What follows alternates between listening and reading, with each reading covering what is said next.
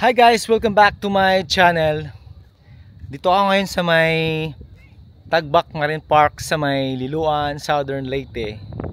Dito ako pinanganak sa Liloan. At ngayon nagbakasyon ako dito dahil ang tagal ko nang hindi nakapagbakasyon dito. Para sa akin ano to isa sa pinakamagandang probinsya sa Pilipinas. Na hindi mo siya pwedeng ipagkumpara dahil may kakaiba siyang, may sarili siyang beauty, uniqueness ika nga. Yun po, ang ganda, grabe. Sa mga ko dyan, sa mga ka-workmate ko, sana pag may time kayo, punta kayo dito sa amin. Sobrang nako talagang mamangha kayo sa lugar namin, no. Ayan, share ko sa inyo yung lugar. Ayan, ang ganda. Oh,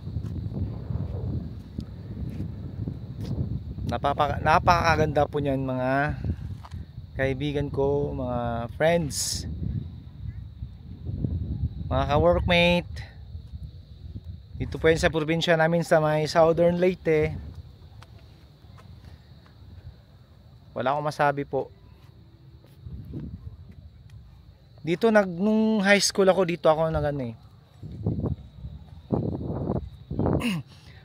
dati nung high school ako, pa lang ang dito, pa lang kubo-kubo pa lang yun doon.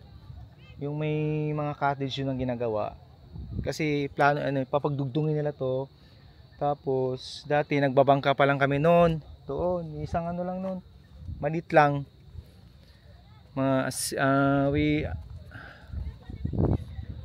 Anong taon ba yun? 2000 mga pa yata, 1999. Kalimutan ko na. Ang tanda ko na kasi.